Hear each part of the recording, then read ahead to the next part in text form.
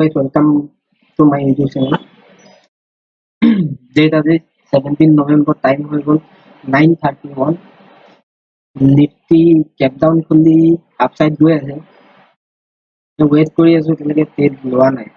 কি লওঁ আপোনালোকক দেখাই আছো, ঠিক আছে? ৱেইট কৰক, দেখাই আছো কি ট্ৰেড লওঁ.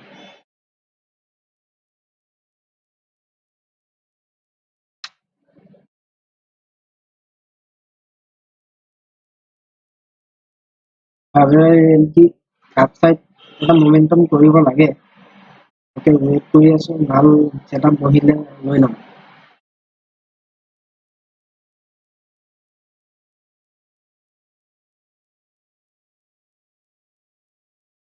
ৱেইট কৰক, দেখাই আছো. টাইম হৈ গ'ল 9:42. এতিয়ালৈকে ট্ৰেড লোৱাই নাই. মাৰ্কেট চাইডে যেন লাগিছে, কি হয় ডাউন চাইড এটা মুভ কৰিব লাগে, কি হয় এতিয়া চাই আছো. ৰেজিষ্টটো চেম চাইড ৰাখি আছো, কি হয় এতিয়া চাপৰ্ট লৈ আছে. 525 চেম চাইড চাই আছো, কি হয় এতিয়া দেখাই আছো. আৰু এটা চেম চাইড চাই আছো, হিন্দালটো চেম চাইড চাই আছো. অতি দেখতে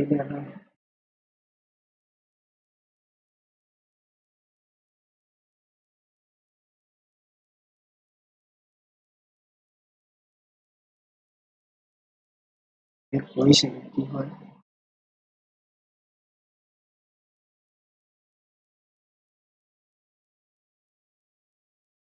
টাৰ্গেটটো ইমান হ'ব লাগে.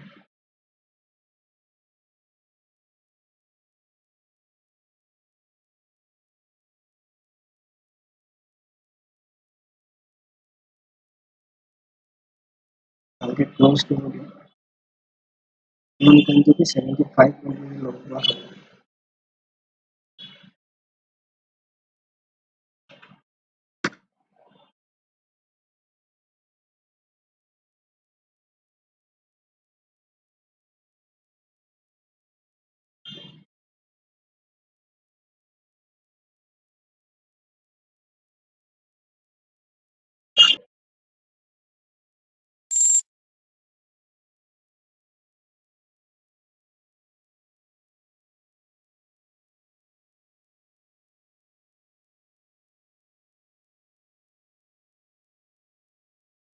একদম মানে আপোনাৰ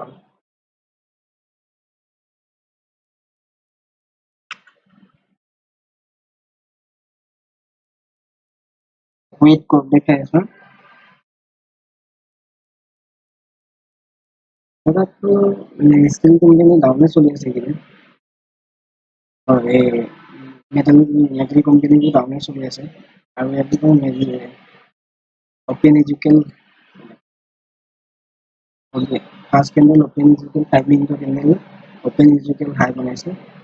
আৰু গ্ৰীণ কেণ্ডেল এডাল বনাইছে, তাৰ তলত আনচেল. আৰু এইটো ছাপৰ্ট লেভেল ব্ৰেক কৰাৰ নিচিনা লাগিছে. কনফাৰ্মেশ্যনৰ কাৰণে এইডাল কেণ্ডেলৰ তলত আহিলেহে নম্বৰ হ'ব. কি হয় ৱেইট কৰক, দেখাই আছো হা. মাৰ্কেট অলপ তললৈ আহিছে, এইডালখন কি হয় জানো, প্ৰফিট দিব লাগে. এটাতো অলপকে আছে, মানে এই ছাপৰ্টটো ব্ৰেক কৰিলে কাম হৈ যাব. মাৰ্কেটত টেকনিকেল এনালাইচিছৰ আপোনাৰ মেইন প্ৰয়োজন হ'ল কেণ্ডেল ষ্টিক ক'ত অপেন হয়, ক'ত ক্ল'জ হয়, ক'ত অপেন, ক'ত ক্ল'জ, কোনডাল হাই, কোনডাল ল', প্ৰথম জানিব লাগিব. ছেকেণ্ড হ'ল আপোনাৰ ডাউ থিয়ৰী, হায়াৰ ল', এনেকৈ কিছুমান পেটাৰ্ণ থাকে. আৰু থাৰ্ড হ'ল candle stick pattern. Candle ষ্টিকৰ pattern কিছুমান থাকে, morning star, evening star, hammer, কোনডাল কেণ্ডেলৰ hammer বুলি কয়, নাম থাকে মানে কেণ্ডেলৰ, এইখিনি জনাৰ প্ৰয়োজন. আৰু থাৰ্ড হৈ গ'ল আপোনাৰ চাৰ্ট পেটাৰ্ণ. চাৰ্টৰ কিছুমান পেটাৰ্ণ মানে double top, double bottom, head and shoulder, এনেকৈ কিছুমান পেটাৰ্ণ আছে. আৰু চবতকে প্ৰয়োজন মাৰ্কেটত ট্ৰেডিঙৰ বাবে চাইক'লজি. যদি আপোনাৰ চাইক'লজি ঠিক নহয়, আপুনি ট্ৰেডিঙত প্ৰফিট কৰিব নোৱাৰে.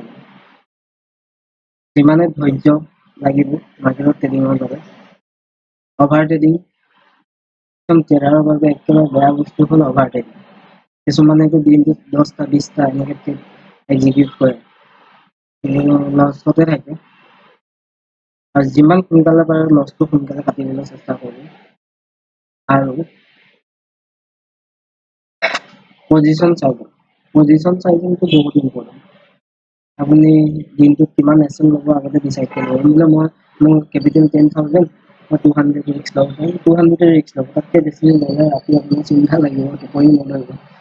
সেইকাৰণে আপুনি যিমানটো পাৰে সিমানটোৱে এক্সেল ল'ব লাগে। ট্ৰেডিঙৰ এইকেইটা ৰুল যদি আপুনি ফ'ল' কৰে নহয়, ট্ৰেডিং প্ৰফিট হ'ব আপোনাৰ।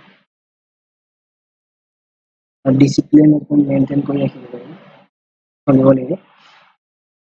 চাই থাকোঁচোন কি হয়, প্ৰফিট হয় নহয়। চাপৰ্ট লোৱাৰ নিচিনা কৰি আছে, হেমাৰৰ নিচিনা কেণ্ডেলো বনাই আছে। যদি এইকণতে চাইড হয়, এটা মমেণ্টাম কৰিব।